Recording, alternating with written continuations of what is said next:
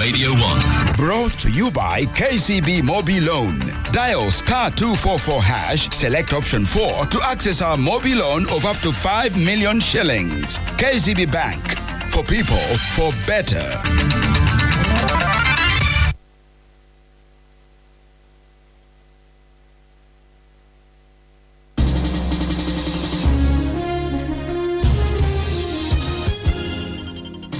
Spectrum on Radio 1 FM 90. Brought to you by Housing Finance Bank, a financial institution regulated by Bank of Uganda. Housing Finance Bank, we make it easy. Your views, our interviews on Spectrum, Radio 1 FM 90.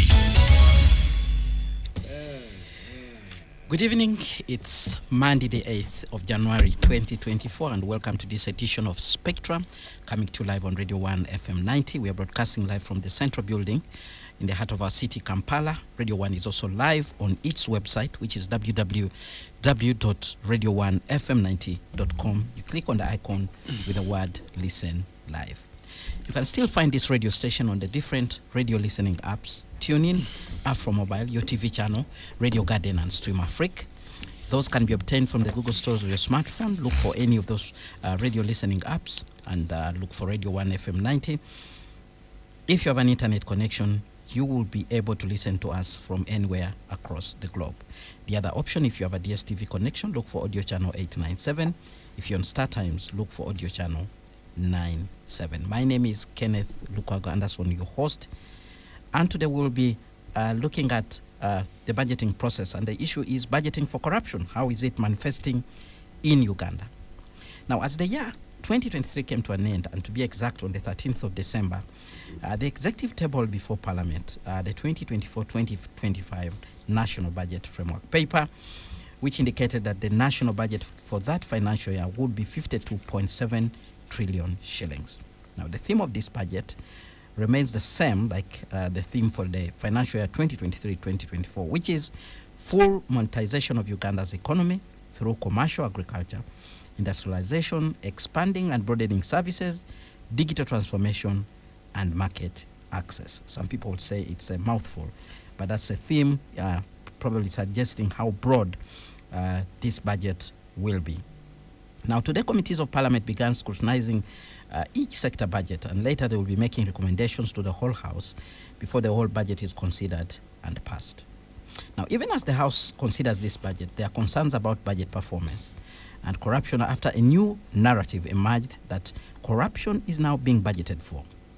Now, the Minister in charge of Finance, Planning and Economic Development, Matia Kasaija, is among government officials who are tired of this trend. He actually said to the president last year that while very many people are busy looking for resources to run the state, a few are stealing money meant for service delivery. President Yoweri Museveni, in his New Year message, has promised war against the corrupt that he says are fewer, with political power and access to utilization of public resources. So this evening, I host a budgeting expert, someone who closely follows these issues, but also from time to time meets these government officials and even gives advice on how issues of budget should be handled in this country. This is none other than Mr. Julius Mukunda, Executive Director at the Civil Society Budget Advocacy Group, members of the Budget Transparency Initiative. Happy New Year and good evening to you, Mr. Mukunda. Happy New Year, Kenneth. Good evening, listeners. It's 2024. We are happy that we are still alive. Yes. You're happy you're still alive. Yes. Is that all that matters, that you're still alive? Life is what matters. Then the rest will take precedent. And I hope that we can all hope for a better 2024 than 2023. All right. Yes. So as we hope for a better 2024, 2025 in terms of budgeting, we know exactly what is going on. We are now in the middle of the budgeting process, looking at how it is handled in our country. Before we went for the festive season, the executive tabled before Parliament a budget of 52.7 trillion shillings. Let's first get your reaction on this particular figure, even before we jump in. Is it realistic, or is something that we need to look at closely to understand better? Again, I mean, good evening, viewers. Thanks for inviting me, Kenneth, so we can talk about the budget, because that's the area where I talk most of it, the things I talk about most of the time. First of all, I'm not surprised that actually the budget is the way it is. If you notice that there has been no slight change from the previous budget in terms of the totals, 52 trillion, 0.7, you know, there's a difference of like 14 billion only actually in terms of the proposed budget of the next financial year and the one that we are currently in. So I think in the eyes of the technocrats, they really didn't want to be too ambitious, because there are challenges that they are facing right now that would not allow them to expand to expand the budget.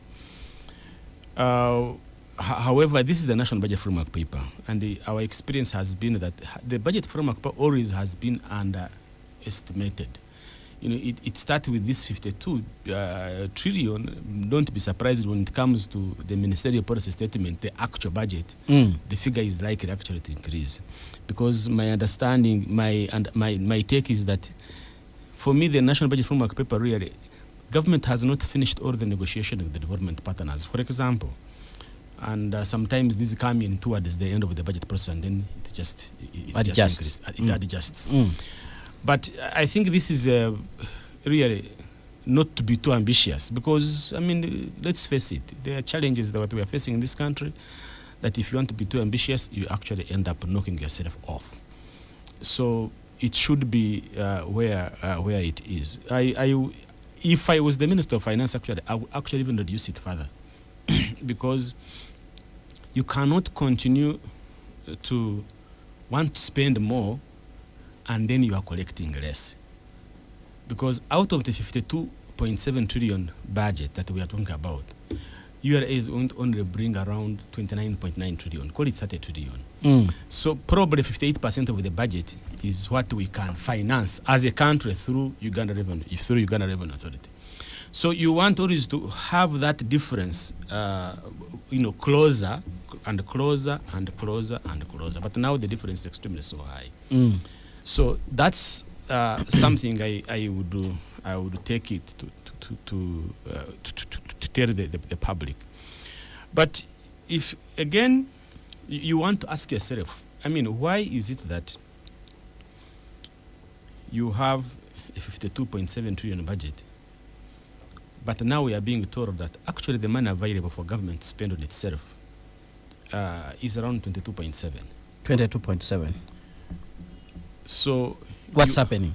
You ask yourself what is happening, and what out of the 52.7 trillion, the only money available for government to spend is 22.7 trillion. 22.7. And then you want to ask yourself what's happening, and what is happening is that the debt is taking a toll on the appropriation, on the budget. That if you look at what government can actually, our debt obligations are almost taking the entire half of our budget.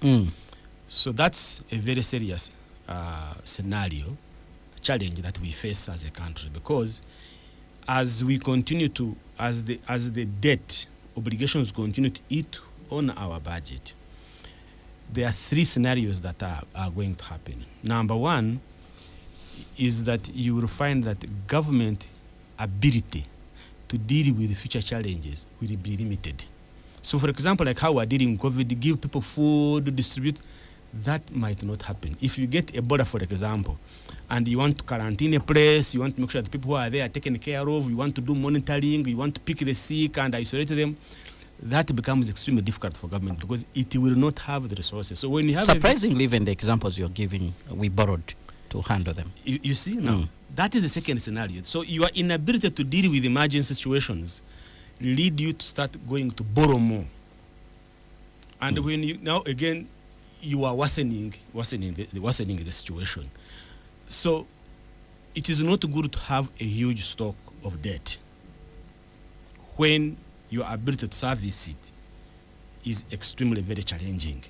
You need really to reduce your appetite to spend so that you can be able to meet your debt obligation. Let me give you an example of Ghana. When Ghana faced this same situation that we are likely to face, and it defaulted.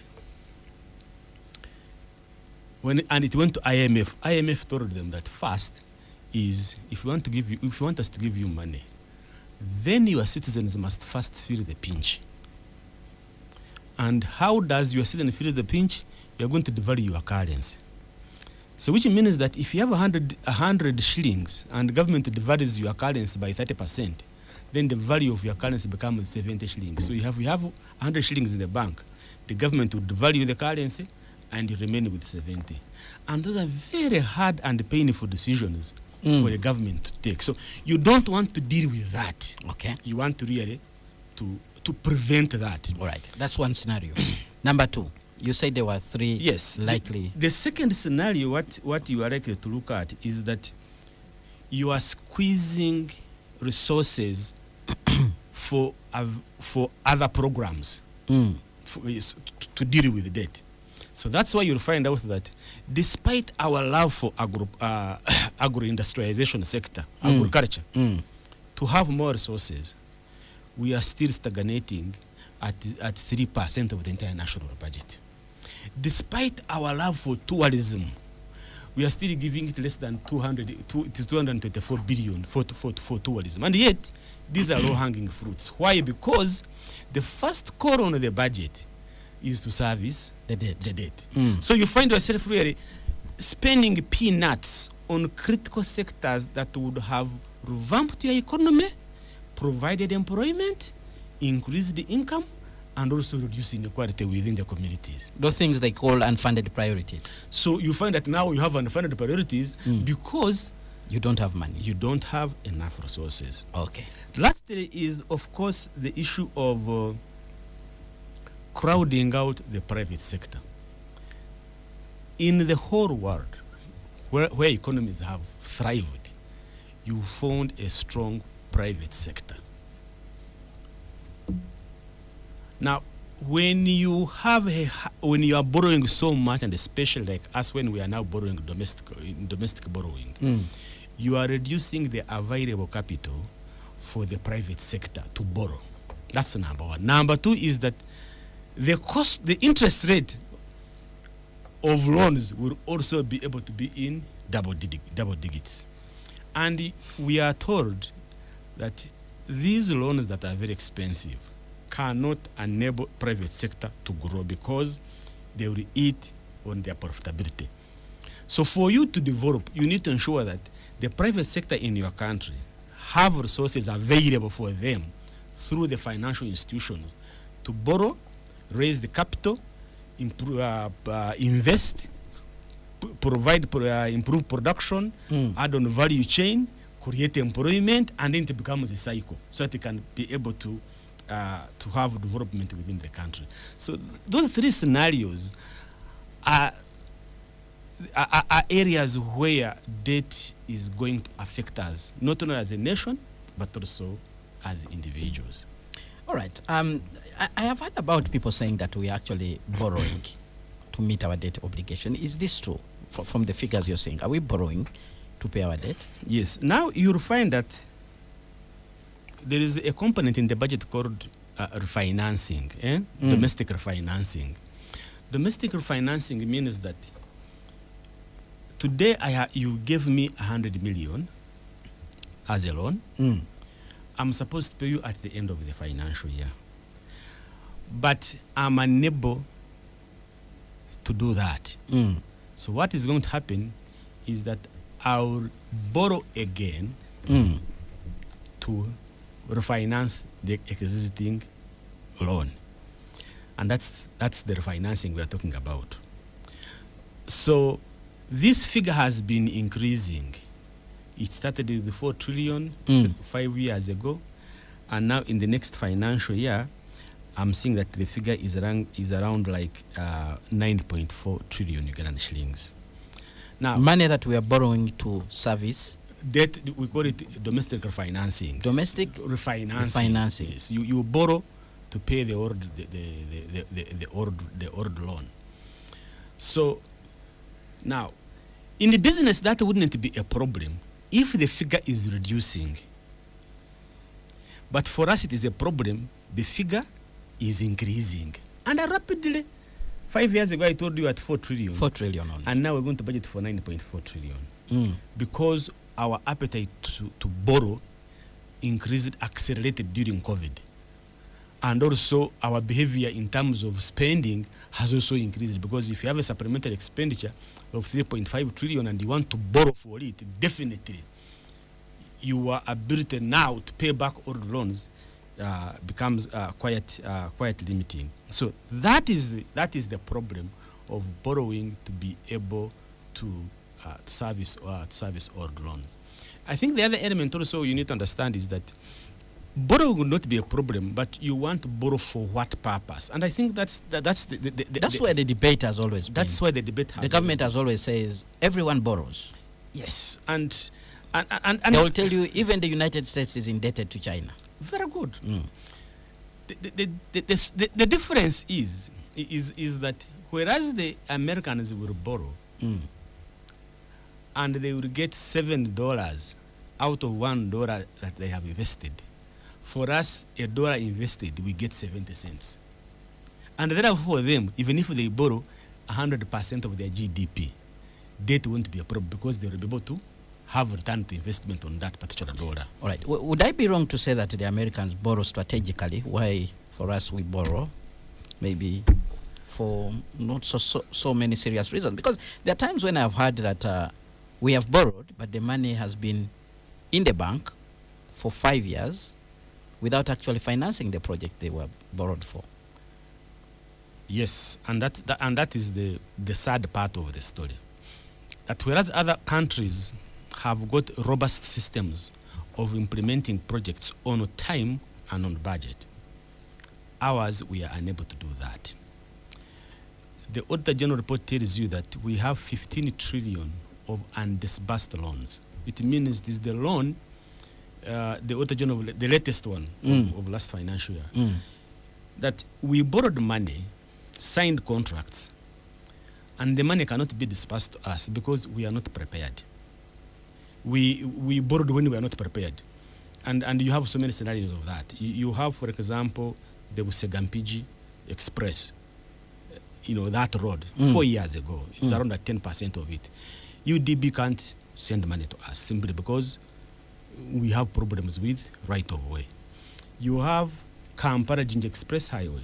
It can't move on because we signed the contract and we are not prepared to start the road. So what do you mean we were not prepared? I don't understand.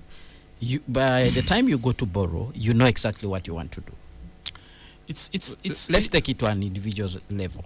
Now, you see, when you go to the bank and you want to get a loan to start a project,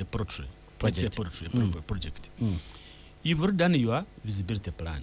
You know where to pick the chicks.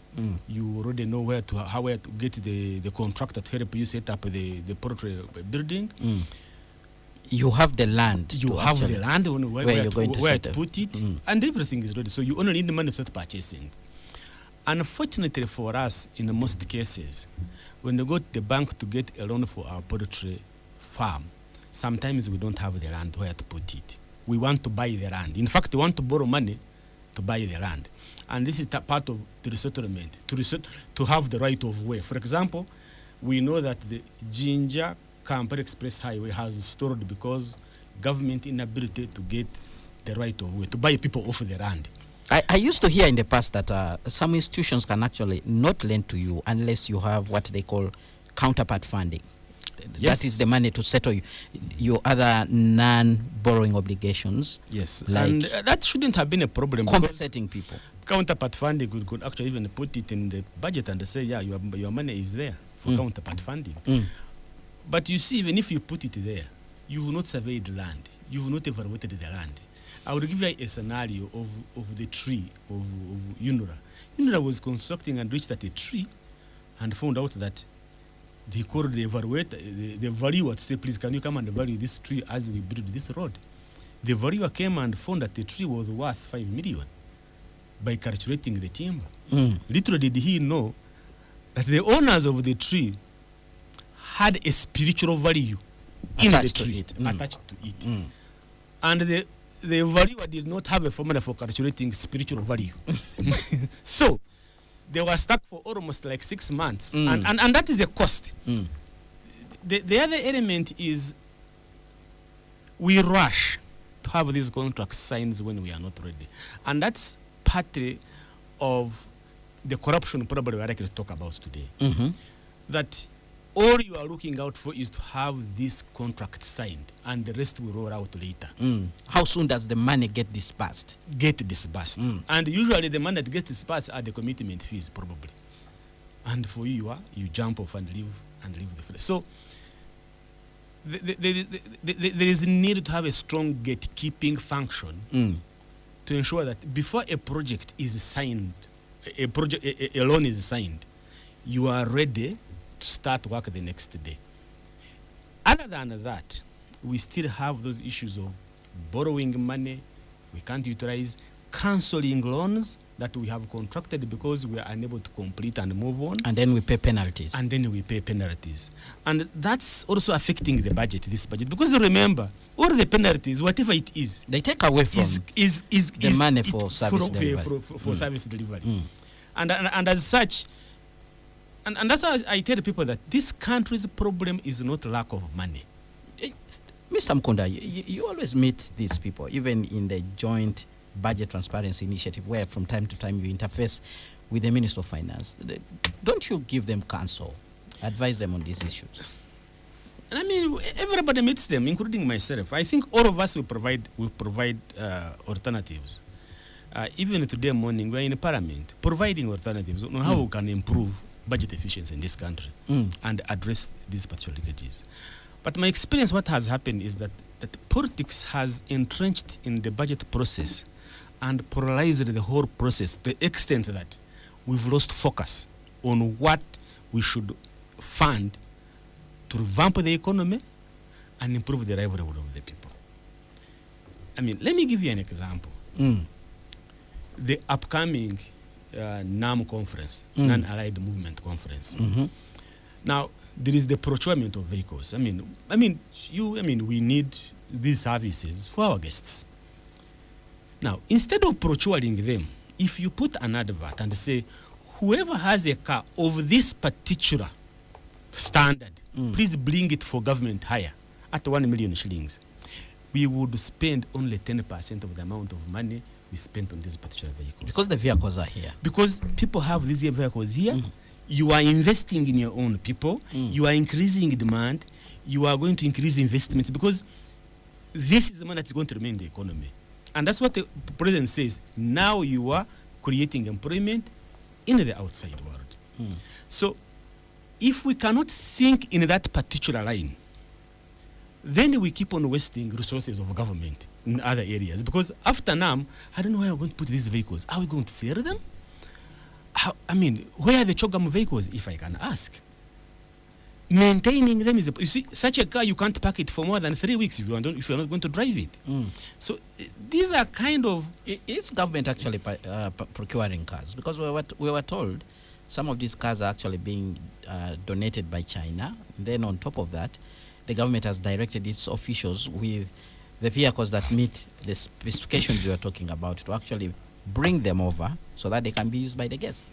Now, is there an indication in the budget that they're actually borrowing? No, they're actually the budget. They're actually going to buy. The budget is this. This is for the next financial year. I mean, from your sources for next financial year. Within the budget cycles, are they going to buy vehicles? There is a budget for NAM as a conference, which has not yet been broken down. But our sources tell us that actually government intends to pursue these particular vehicles. Okay. And really, if it is that, then for me, I think it goes to the argument of saying that there are better ways we can actually invest in our resources to achieve even better results. So that's a scenario whereby you need to tweak the thinking and the focus of government to begin to think of investing within itself, rather than looking outside for solutions. All right. Probably in that budget, 2024-2025, one of the reasons we are borrowing is for the oil sector, because we are moving in that critical stage where certain things need to be done. Are we doing the right thing there, Mr. Mkunda? I I think I support the exploration and getting of the oil from the ground, simply because of the investment we have made so far. We are at a point of no return. You can't say now, let's abandon this, because we have invested a lot. If you go in Western Uganda, look at the road network, you set up an airport in a village, you just can't leave it. But most importantly is that our borrowing was mostly hedged on the production of oil. So it's important that the government invest heavily to have this oil out.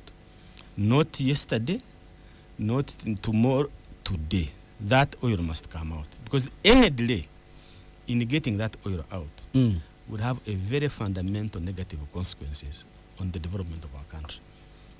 Because we invested expecting returns from that particular oil. And that's why we need to provide all the support we need to ensure that the oil comes out, but also it must come out in an environmental friendly manner. The biggest challenge, of course, is that it's coming up at a time when the climate agenda is also very high, where issues to deal with renewable energy, where issues to deal with fossil fuels is being really hard hit. And that's why you find that ECOP is finding it extremely difficult to raise the capital to invest in the pipeline. All right. Spectrum on Radio 1 FM 90. We need to go for a break now. When we return, we'll be moving into the aspect of corruption. Are we budgeting for corruption? You had Mr. Mkunda there talking about how even that element is manifesting itself in the area of borrowing. Where exactly is the problem and how is this issue being manifested? Keep your comments coming. Share with us via WhatsApp line, which is 0703 090 090. Spectrum continues after this break.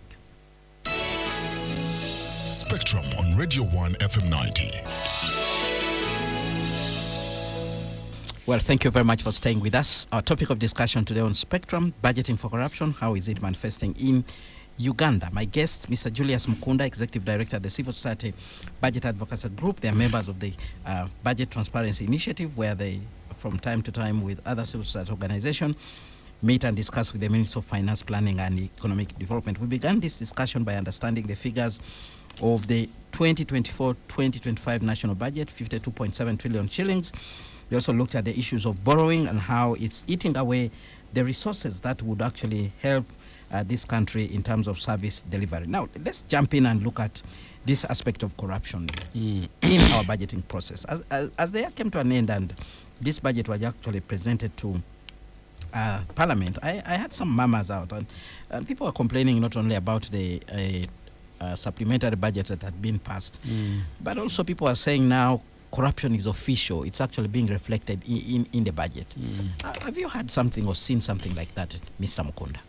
You know, I started that debate, I think, 2-3 years ago. And I said that corruption in this country is no longer about highway robbery or somebody has raided the treasury and run away.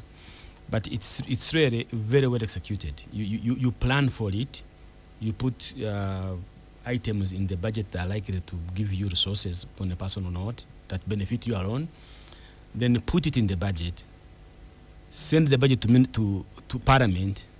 Parliament approves the budget. And then you go ahead and execute your corrupt programs. And the people seem not to have to take it that seriously. And now you see it is coming up. Because, and why do I say this? You see, you can't say you need, let me give you examples. First is that, I don't know if you recall, when we had the issue of locusts. I do. In Eastern Uganda. And we are even told they are likely to come back. Yes. So we had something like I don't know. Now, I came across a budget for it. And some of the items are really shocking. You need billions of money for stone throwers.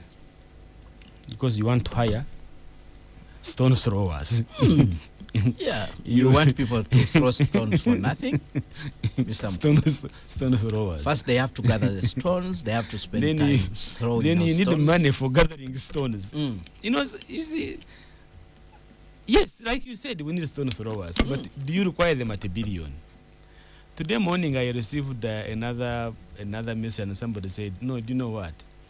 that the NAM vehicles, I mean, I need to verify this, but he said that, see, the NAM of the vehicles that we are hiring for NAM will require 2.3 billion to be washed.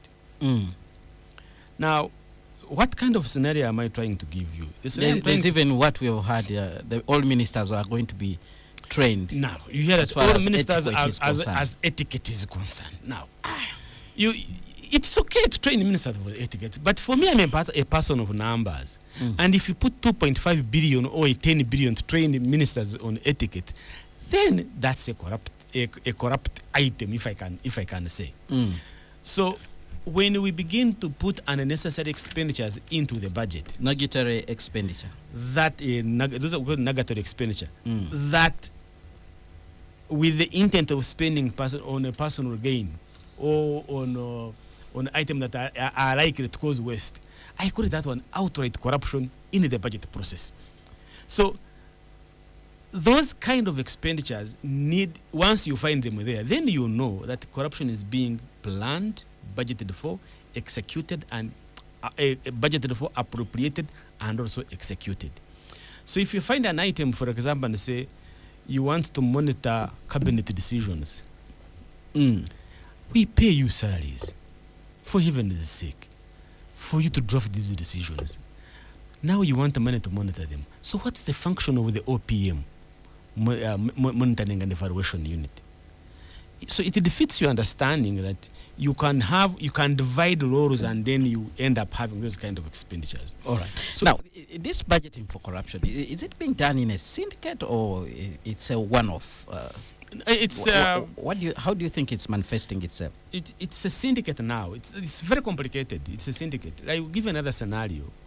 Up to now, I have not got official response from the government of Uganda, wherever it is, about the missing health centers in Ntungamo. I have not. And my understanding, as I stand today, is that those health centers that we found out were missing or actually missing. And I was talking to one of the journalists who actually did a documentary about those health centers and asking him what happened to the details that you brought out. Up to now, we have not seen any action. Yes. An indication that actually they don't exist, because if you can't, you prove that they are there, take people there, that these health centers are there. But do you know to budget for a health center what it means? It can never be done by one person. No, it cannot be. Because you need the cow and the district health officer to first create that. You need approval from the Ministry of Health to do that. Then you need to go to finance and have either a vote for that particular or code for that particular center to be able to do that. You need to recruit people to run that health center, because you can't have a health center that has no personnel. That health center must also have a code for it to be supplied medicine. So it can never be one individual. And that's why corruption in the budget, the way we are bringing it right now, is such a syndicate and a complicated process that we need to overhaul our entire budget process. And today, I agree now that we actually need zero budgeting. To say there is no money today, let us start budgeting newly. And then we see what happens. Corruption in the budget also comes in the sense of, you'll find out that the Auditor General has been doing a payroll audit. For heaven's sake, how can you be an accounting officer and you don't know the number of employees you have in your department, to the extent that you even pay for those who died long time ago? Then they are not on the register. Others are not there at all. Even you start paying people at different grades. You are in the grade 1, they pay you as grade 2. You are in the grade 2, they pay you as grade 1. So those kind of behaviors and practices tantamount to corruption in the budget, because you budgeted for it and that's how you want to spend your entire resources. The other scenario, and which I've told people, is that you can't be a government without standards. How does a hospital look like, a government hospital look like? If you look at these old hospitals, you go to Kamboga, you go to Chenjojo, all these hospitals, they all look the same because that was a government standard. Today, I'm yet to see any government standard, because a standard is costed. That means that when you are budgeting, you budget by that particular amount of money. But now, because you don't have a standard, you budget for any amount of money you want. So a government that doesn't have a standard that is costed, you are creating room for individuals to start inflating prices because they have nothing that is guiding them. And that's why my argument has been that you must have, as a government, an annual price list of government that reflects the market, that reflects the market. If this bottle of mineral water at the market price is 1,000, why would government buy it at 5,000? For heaven's sake.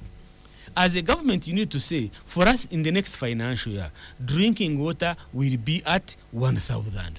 Let people supply. Anything more than that, we shall not accept it because we know our water is at this particular amount of money. So that you create some kind of competition. Those who can be able to reduce the price, provide in bulk, they know what to do. People can plan on how to supply government. But now people can't plan because they don't know the price under which the procuring department is going to set. They don't know the standards of government. And in that way, you are creating room for people to inflate prices, for people to provide, to give us substandard items, for people actually even to fail to procure or to supply goods and services to government. You have heard of people, after he has signed the contract to provide government goods and services, he fails simply because there are no standards for government to be able to provide. So, unless we have these standards in place, unless we provide the price list, unless we agree and say these are the things we want to invest in and this is the outcome of our investment, then definitely corruption will always be planned for, budgeted for, appropriated and executed, and we continue to lose money from that. Right, and there's one other particular aspect, things that we thought would go away in the budgeting process. And I remember the current Secretary of the Treasury, Mr. Ramadan Govi, he used to feature on this platform from time to time. He used to talk about this bad culture of supplementary budgets. And some people have been touting him and saying he's now doing the things he used to speak against. What exactly do you think is going on? Of course, you can never wish away supplementary budgets, but I think the debate should be what contains in the supplementary budget, and I think for me that's the most important part. And some people were saying that's part of corruption in the budget. And yes, I agree. That's why I'm bringing it closer. And you have two scenarios here, and you neighbor should forgive me because I usually use their example, but they are not like that. Because it's one of understanding. So you see, the core mandate of UNEB is to mark exams. So if UNEB administer their exams, exams. Their area is exams. Exams. If today UNEB did not put marking of exams in their budget and decided to put travel abroad, training and other things, and then later they come and say, in the supplementary budget, we don't have money for marking exams, they will cause stampede in the parliament. Why? Because marking exam is the core mandate of UNEB to such an extent that a country cannot be there without administering and marking exams for its students. So you cause a stampede. And that is what is happening in most government agencies. So instead of budgeting for your core mandate, you budget for all other things that are not necessary, but are for you as a sector to live a bourgeoisie life. And as such, time for executing your core mandate, you don't have the money, and then you run to ask for supplementary supplementary budget. That's why you find in supplementary budget there are salaries, and then you ask yourself, the first call on your budget are salaries, wages for your employees, but it's not there simply because you put in other things. But you know that if you say you have no salaries, you're going to cause a panic. So that's a room also. So what kind of budget is that where you reflect that you will be paying salaries, but then you actually do not have the money to pay salaries? That's exactly what I'm telling you, that the system of budgeting has weakened.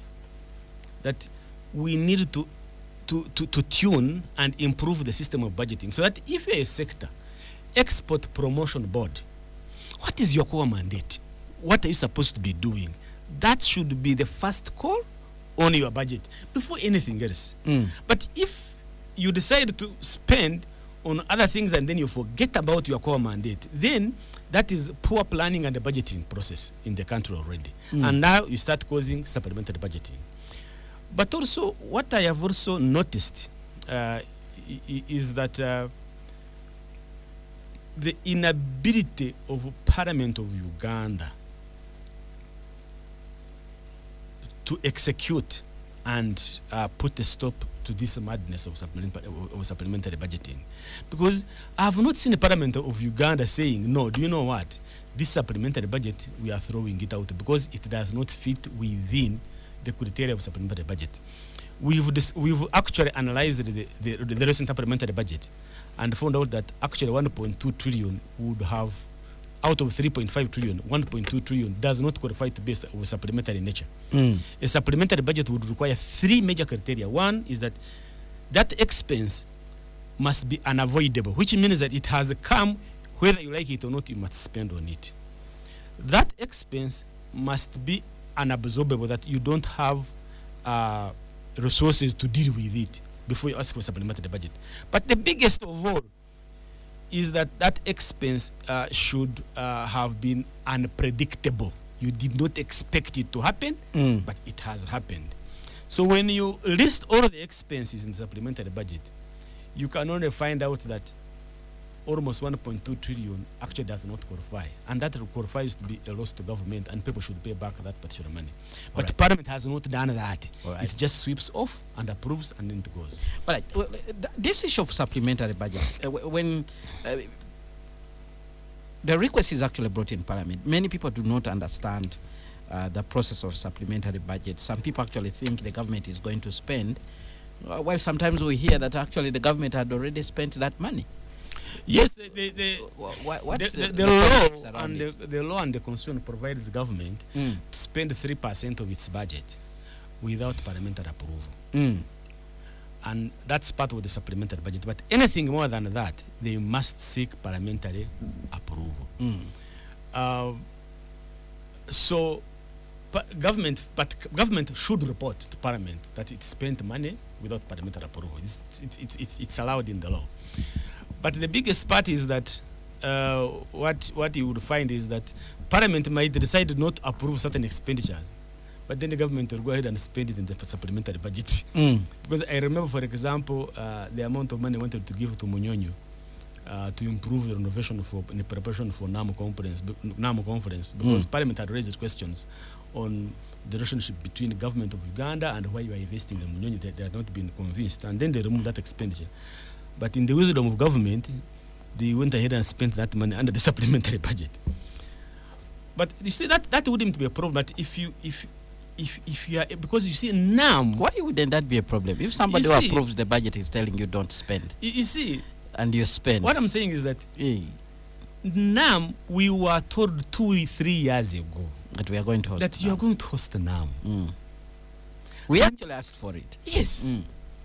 And we are seeking a supplementary budget as if we never planned for it. You see, that's the kind of unpreparedness and seriousness that you find in the whole budget process. I guess this takes us back to the discussion we had in the first segment of this show, that money is simply not enough. No, it's not about money not being enough. This country's problem is not lack of money. This country's problem is setting priorities. If you go and ask for NAM, when you return back to Kampala, the first thing you do is to cost it and put it in the budget.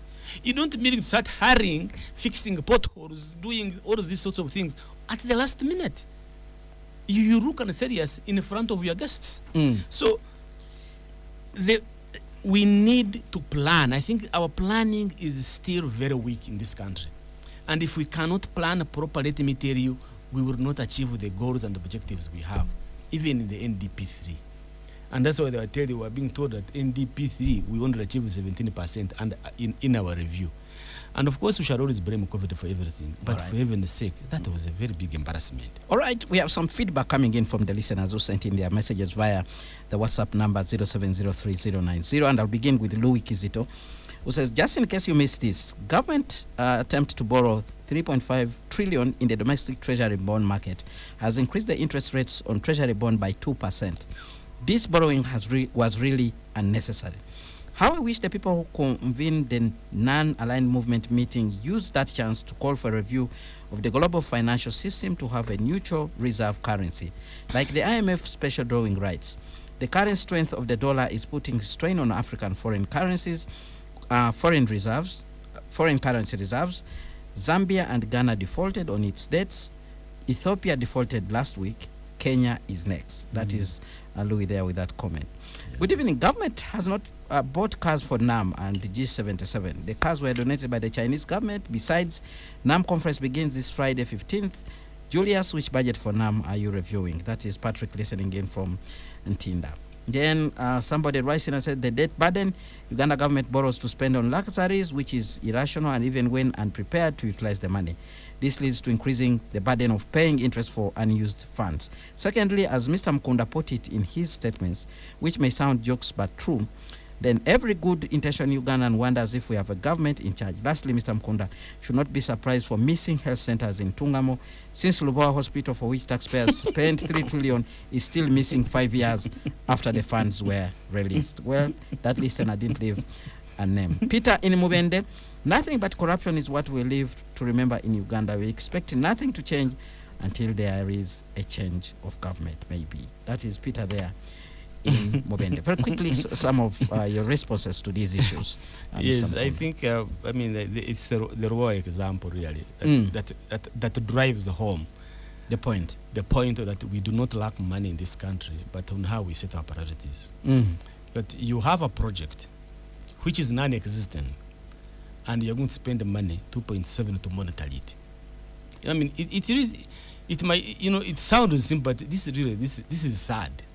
That as a country, that as of now, we should be having actually a hospital. Remember, as of because it was supposed to be in first class hospital, not just a hospital. Specialty hospital.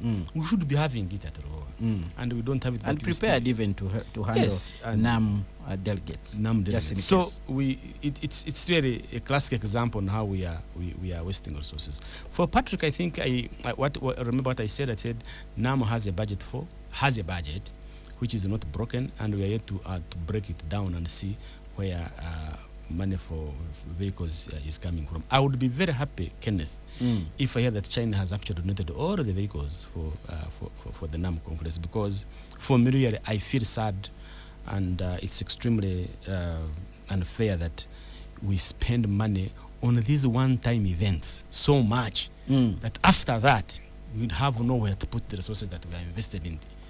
You are invested in these particular areas. So, Patrick, please, we would definitely be able to get back to you with that. But I mean, the whole point really for me is that as citizens, there are a number of things I think that we need to look at very carefully. One is that we need really to get interested in the budget process, Kenneth, because the lesser the people get involved, the more corrupt tendencies tend to appear. People are going to start budgeting for their own homes, for their own districts, and forget that we are a country or as a nation. And if we don't get involved, this kind of practices definitely will continue. Budgeting is not only at the national level, but also at the district level. You just can't imagine, for example, that a district will not have a district service commission seat to recruit people simply because their sons and daughters have not finished school. So that such a district remains without a district finance officer, without a district health officer, without the core personnel of the district who are likely to deliver service delivery are not there simply because of the politics within the district and the inability of the districts to make a resolution to put up a district service commission to be able to do that. So I really encourage Ugandans to be able to get interested in the budget process, whether at the local level or at the national level. Because in that way, Kenneth, is the only way we can reverse this trend of how we are misusing public resources. Yiga Samuel Mary, listening again from Nam Londo Zone in Bwege, says, Mr. Kenneth, thanks for the show. Uganda's budget nowadays has lost meaning. Much loans taken with no impact on the ground. When it comes to activities done, useless supplementaries for a few government officials to steal. Truly speaking, we need a change of government. Well, this is the second person suggesting issues around change of a government as a solution to the problem at hand. Very quickly, Mr. Mkunda, we are coming to the end of this show. What would be your closing remarks, your advice and probably share with us what will you be doing this particular year, in this new year, as people who handle budget issues, to ensure that at least there's something we can get from the national budget. Yes, I think not all is lost, really. Not all is lost. And I can assure Ugandans that if we can all work in a concerted effort, we can be able to salvage some work. For example, I think, like I said from the beginning, first and foremost, let us all get involved. Let us all ask questions, because this budget is for all of us, not for anybody else. That health center where you are, really, I can tell you, is for you, not for the people who are in Kampala. So ensure that you monitor how that it is being done. Now, we have not talked about the monster, which is PDM. Now, money being given to these villages. We'll have another day for it. And I assure I can tell you, please go ahead and see who is getting that money. It's very, very important, because if Julius gets that money and he's in Kampala and that money is getting it from Arua, that the resources of people from Arua are being taken here in the Kampala. So let the resources remain Arua where it was supposed to be. All right. Lastly, I think for me is the budget process has we are in the middle of it. The national budget framework has come out. Please tune in and listen into these kind of shows. We are in Parliament making presentations. And of course, after that, there will be the draft estimates of the real budget. And I encourage each and every citizen, wherever they are, please participate. All right. In the budget process. With that, we come to the end of Spectrum for today. Thank you very much for listening and contributing to the show. I must thank you, Mr. Mukunda, for always stepping forward to enlighten our listener about these particular issues. Up next, we're going to have the news in English from Miss Josephine Ndagano. Thereafter, we'll have the Soul Train with BB Jr.